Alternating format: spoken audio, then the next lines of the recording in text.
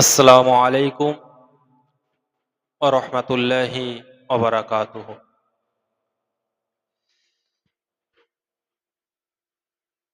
Senior মাদ্রাসা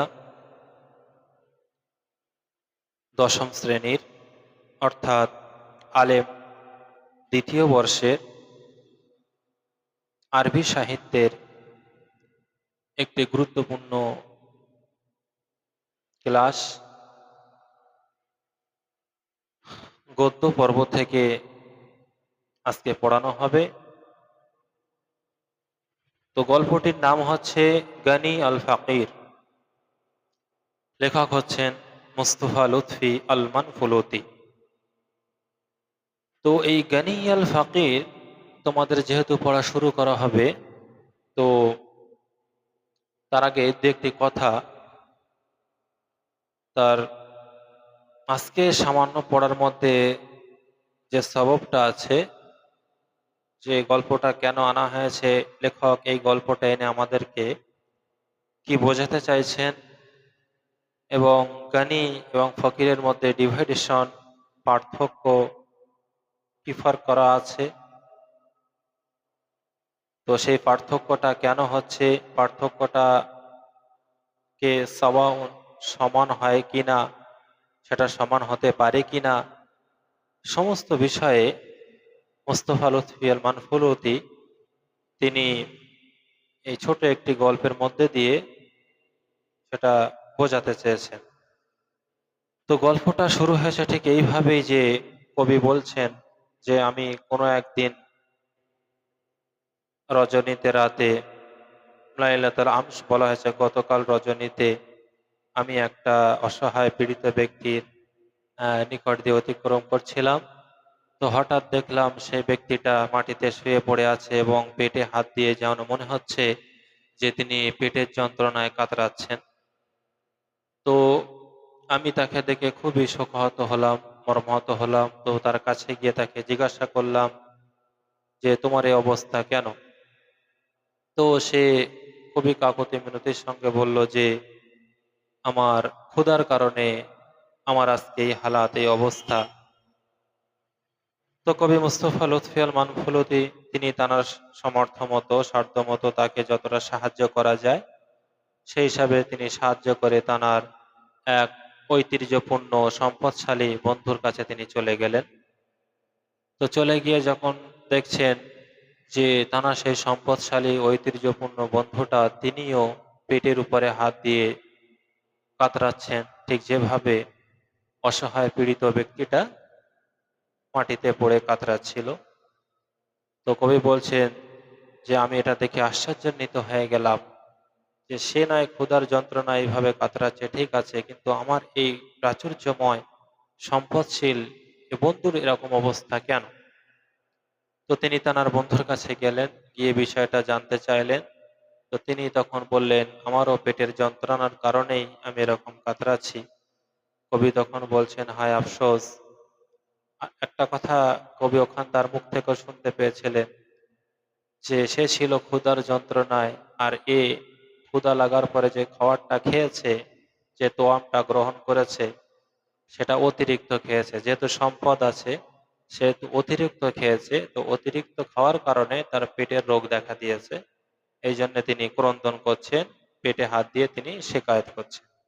তো এই বিষয়টা শুনে কবি বলছে যে কি আশ্চর্যের বিষয়, ইয়া আলাল আযা, কি আশ্চর্যের বিষয় যে আজকে ধনী ব্যক্তি, আমার এই ধনী বন্ধুটা যদি তার প্রয়োজনের অতিরিক্ত খাদ্যটা গরিব ওই অসহায় পীড়িত ব্যক্তিকে দিয়ে দিত, তাহলে খাদ্যটা সে গ্রহণ করে ক্ষুধার যন্ত্রণায় কাতরাতো না। আর আমার বন্ধুটা যদি প্রয়োজন মতোই খাদ্যটা খেত, ভক্ষণ করত, অতিরিক্ত খাওয়ার কারণে যে পেটের রোগ তার হয়েছে এটাও তার হতো না। তো এই দুটো বিষয়কে, যেরকম দুটো বিষয় ফারাক আছে, তো লাস্ট কথায় এসে মোস্তফা লুৎফুল মানফুলুতি তিনি কি করছেন, এটাকে সিনহা করার একটা চিন্তা ভাবনা করেছেন। ঠিক গল্পটা ঠিক এইভাবেই চলতে থাকবে যে দুজনের মধ্যে, জ্ঞানী এবং ফকিরের মধ্যে কি ফারাক আছে এবং সেই ফারাকটা কিভাবে সমান হয়ে যায়, ফারাকটা আর না থাকে কিভাবে সাওয়াউন সমান হয়ে যায়, কবি সর্বদা এই গল্পের মধ্যে এটা বোঝাতে চেয়েছে। তো আমরা এবার একটু অনুবাদের দিকে যাই, সকলে খেয়াল করো বইয়ের দিকে। যে কবি বলছে মারারতু ফেলে মাজি ওয়াহিদ মুতাকাল্লিম, আমি অতিক্রম করেছি লাইলাতুল আমসে গতকাল রজনীতে, বিরাজুলিন বাইস, একজন ব্যক্তি যিনি ছিলেন বাইস, পীড়িত অসহায় দুর্বল ব্যক্তির নিকট দিয়ে অতিক্রম করেছি। তো সেই সময় আমি দেখেছি যে ফারাইতুহু, আমি তাকে দেখলাম, ও আদিয়ানি, রেখে দিয়েছে, ইয়াদাহু, তার হাতকে, আলা বাতনিহি, তার পেটের উপরে। কান্নামা, মনে হচ্ছিল যেন সেই ব্যক্তিটা ইয়াশকু আলামান, শেকায়েত করছে, ইয়াশকু শেকায়েত করছে, অভিযোগ করছে, আলামান ব্যথা যন্ত্রণার অভিযোগ করছে। তো ফারাসাইতু লিহালিহি, আমি শোকাহত হলাম, লিহালিহি, তার এই হালাত দেখে, তার এই অবস্থা দেখে আমি শোকাহত হলাম। ফাসআলতুহু, এবং আমি তাকে প্রশ্ন করলাম যে মা বালাহু, তার কি হয়েছে, আমি এটা তাকে প্রশ্ন করলাম। তো সে বলছে তখন যে ফাশাকা ইলাইয়া, কবি বলছেন সে আমার কাছে অভিযোগ আনলো, অভিযোগ করলো যে জিউ, এই জিউ মানে ক্ষুধা, সে আমার কাছে ক্ষুধার অভিযোগ করলো।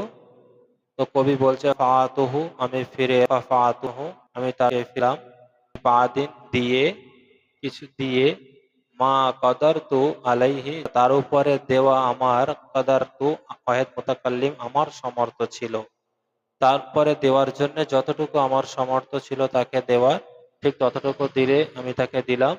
সুম্মা তারাকতুহু, সুম্মা, অতঃপর, তারাকতুহু, আমি, এখানে একটা কথা আগে বলা হয়েছে যে ফাআতু, আমি তা থেকে ফিরে এলাম। এই যে প্রথম বলা হয়েছে যে ফৌত হয়েছে, ফিরে এসছে, এর অর্থ হলো তিনি ফিরে এসে তাকে কিছু দেওয়ার জন্য তিনি আবার গিয়েছিলেন। ওই জন্য এখানে তারাকতুহু না এসে ফাফাতু এসছে, যে আমি তার থেকে ফিরে আসলাম, ফাফাতু আনহু বিবাদিন, দিয়ে, মা কদরতু আলাই, যেটা তার উপরে দেওয়ার বা তাকে দেওয়ার সামর্থ্য আমার ছিল, আমার সামর্থ্য অনুযায়ী আমি তাকে দিলাম। সুম্মা, অতঃপর, তারাকতুহু, এই তারক মানে পুরোপুরি ত্যাগ করা, অর্থাৎ আমি তাকে দিয়ে চলে এসেছি আর যাইনি, ঠিক মানেটা এরকম যে সুম্মা তারাকতু, আমি তাকে পুরোপুরি ত্যাগ করেছি, মানে পুরোপুরি তার এলাকা ছেড়ে, তার জায়গা ছেড়ে, তার সাথে সাক্ষাৎ ছেড়ে টোটাল আমি চলে এসেছি, তারাকতু, ত্যাগ করেছি, ফিরে আসলাম। তারপরে ওয়াজাহাবতু, আমি গেলাম, ইলা জিয়ারাতিন সাদিকিন লি, জিয়ারাত, দর্শনের জন্য, সাদিকিন লি, যে আমার এক বন্ধু ছিল, তার সঙ্গে দর্শনের জন্য, দেখা করার জন্য গেলাম। মান, যে, আরবাব, এই আরবাব মানে মালিক ছিল, সারা মানে সম্পদের, যে প্রচুর সম্পদের মালিক ছিল, আর নিমাতি, এবং প্রচুর প্রাচুর্যের অধিকারী ছিল। প্রাচুর্যময় এবং সম্পদ, সম্পদ আমাদের পকেটে, আমাদের আলমারিতে, আমাদের শোকেজে, বিভিন্ন জায়গায় আমরা রাখতে পারি। আর প্রাচুর্য, যেটা সর্ব অবস্থায় সর্ব মানুষের চোখে পড়ে। আমার কি কি প্রাচুর্য, শুরু থেকে শেষ পর্যন্ত আমি কতটা প্রাচুর্যের অধিকারী, আমার লাইফ স্টাইল দেখলো, ঘর বাড়ি দেখলো, সাজানো পরিবেশ দেখলো, যেটা সমস্ত মানুষের চোখে অ্যাভেলেবেল পড়ে থাকে। কিন্তু সম্পদ আমি আপনি এক জায়গায় গুটিয়ে রাখতে পারি, টাকা পয়সা, সোনা দানা যা কিছু আছে রাখতে পারি, কিন্তু প্রাচুর্য গুটিয়ে রাখা সম্ভব নয়। সেটা আপনার যখন প্রাচুর্যময় বালাখানা, প্রাচুর্যময় সুন্দর সুশোভিত করে সবকিছু তুলবেন, সেটা থেকে মানুষের চোখ এড়ানো সম্ভব নয়।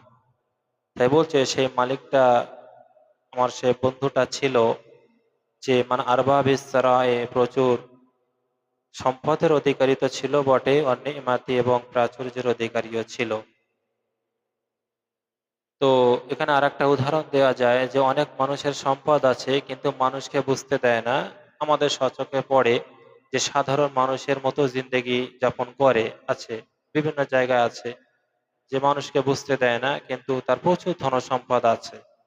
আবার কিছু মানুষের ধনসম্পদ আছে, সেটা প্রাচুর্যের সঙ্গে সে ব্যবহার করে থাকে, বড় বড় গাড়ি কিনলো, মানুষ সেটা দেখলো, বড় বড় সুন্দর দামি দামি পোশাক পরলো, ঘর বাড়িকে সুন্দরভাবে সাজালো, টাকা আছে এবং সে অনুযায়ী সে কাজ করলো। আবার অনেকের টাকা আছে সেটা মানুষকে বুঝতে দেয় না, প্রাচুর্যটা নিজেকে লুপ্ত করে রাখতে চায়। তো কবির এই বন্ধু ছিল দুটোরই অধিকারী।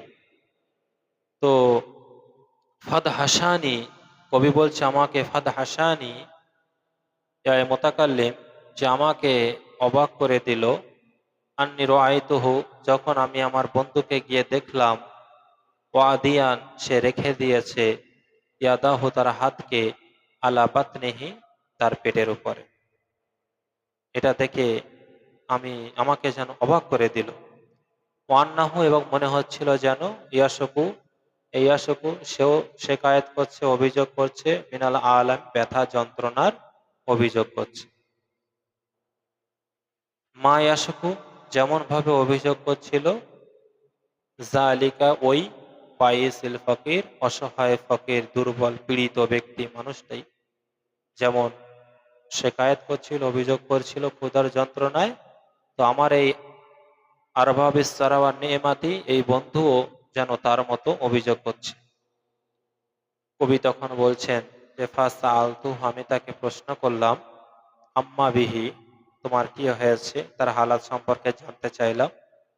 তো ফাশাকা ইলাইয়া, সে আমার কাছে অভিযোগ করলো, বাতনা, এই বাতনাতুন মানে হলো পেটের যন্ত্রণার, বতন থেকে এসব, বতন মানে পেট, আর বাতনাতুন, এই বাতনাতুন পেটের যন্ত্রণার অভিযোগ আমার কাছে করলো। তো ফাকুল, তো আমি তাকে বললাম, ইয়া লাল আজাব, হায় কি আশ্চর্যের বিষয়, ইয়া লাল আজাব, এই কি আশ্চর্যের বিষয়, তাজ্জব, আজিব, আজিব বিষয়, তাজ্জবের বিষয়। তারপর কবি বলছেন, এটা নিজে নিজে আক্ষেপ করে বললেন, তারপরে বলছেন, সমাধান দিচ্ছেন, লাও আতা, লাও যদি, আতা, দিয়ে দিত, আতা করতো দিয়ে দিত, জালিকাল গানি, এই ধনী ব্যক্তিটি, জালিকাল ফকির, ওই ফকির ব্যক্তিকে দিয়ে দিত, মা ফাদলু, যেটা ফাদল, যেটা অতিরিক্ত ছিল, আন হাজাতিহি, তার প্রয়োজনের, মিনাত তোয়াম, খাদ্যের।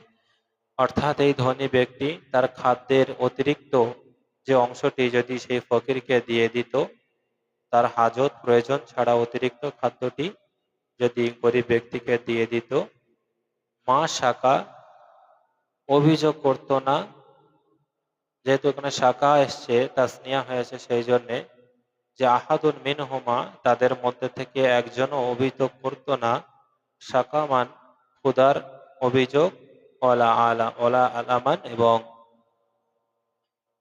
ব্যথা যন্ত্রণার অভিযোগ, দুজনের মধ্যে আর কেউই এই অভিযোগ করত না। তো নিশ্চয়ই অনুবাদ ধরে এবং তার ঘটনাকে কেন্দ্র করে যেটাই তোমাদের বলেছি বুঝতে পেরেছ। তো আজকে তোমাদের এই পর্যন্তই পড়াটা রাখবো। নেক্সট ক্লাস কবে সেটা জানিয়ে দেবো, এবং তার আগে তোমরা যেটাই পড়া হবে পরিপূর্ণভাবে তোমরা সেটাকে পড়ে নেবে, কারণ একটা পড়া যদি ডিউ রেখে দাও, তাহলে পরের যে পড়াটা শুরু হবে সেই পড়াটার উদ্দেশ্য, মুরাদ এবং তার বিভিন্ন অর্থ সম্পর্কে, ঘটনা সম্পর্কে তোমরা ওয়াকিফাল থাকতে পারবে না।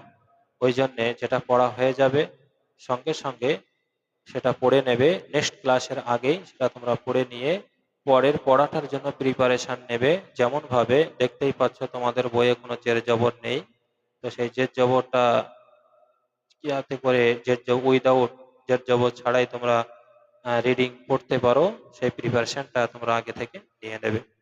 তো আজকে এখানেই রাখছি, সকলে পড়বে। আসসালামু আলাইকুম রহমতুল্লাহি ওয়া বারাকাতুহু।